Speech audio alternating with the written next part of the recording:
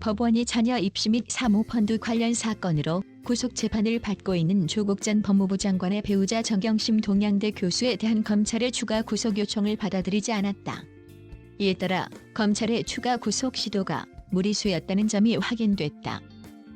정 교수 사건 재판을 맡고 있는 서울중앙지법 형사합의 25에서 2부는 8일 검찰이 청구한 정 교수의 추가 구속영장을 발부하지 않기로 했다고 밝혔다. 재판부는 피고인이 도주할 가능성이 없는 점, 동양대 표창장 위조 등 추가 구속영장 발부가 가능한 혐의 사실에 대해 증거조사가 실시돼 증거인멸의 가능성이 적은 점 등을 감안해 추가 구속영장을 발부하지 않기로 결정했다고 이번 결정 사유를 설명했다. 이어 오는 14일 공판기일에 피고인과 변호인, 검사에게 추가 구속영장 발부가 가능한 사유들에 대해 고지할 예정이라고 전했다. 정 교수는 최초 구속영장에 따른 구속기간 만료 시한인 오는 11일 오전 0시에 석방된다. 앞서 검찰은 지난 28일 최초 구속영장에 포함되지 않은 차명 주식결의 증거인멸 교사, 자본시장법상 미공개 정보 이용 등 혐의를 적용한 추가 구속영장 발부가 필요하다는 내용의 의견서를 재판부에 제출했다.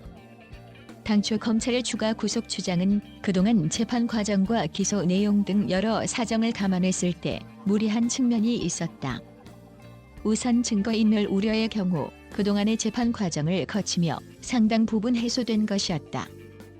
변호인은 지난달 29일 열린 정 교수의 공판기일에서 당초 이 재판은 사모펀드 관련 혐의를 먼저 다루려다가 구속 만기와 입시비리 쪽 증거인멸을 고려해 입시비리 관련 증거조사가 다 이뤄진 상태라며 그래서 그 부분에 대한 증거인멸 우려가 있다는 건 막연한 이야기라고 지적했다.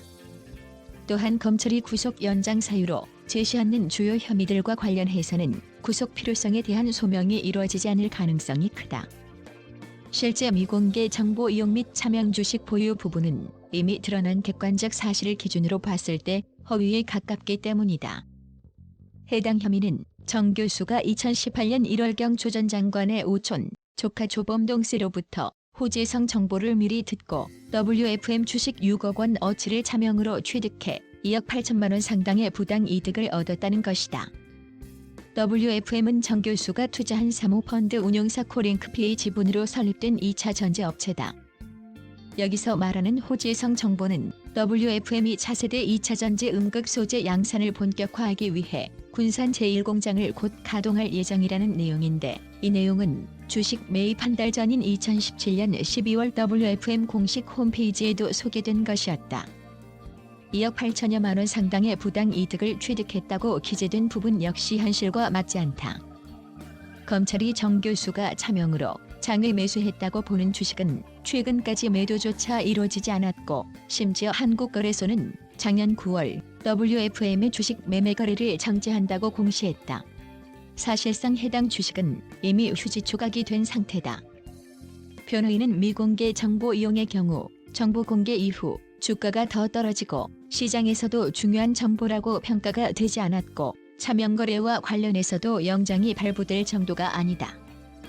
추후 심리를 해보면 범죄의 소명이 없는 부분이라는 것도 알게 될 것이라고 강조했다.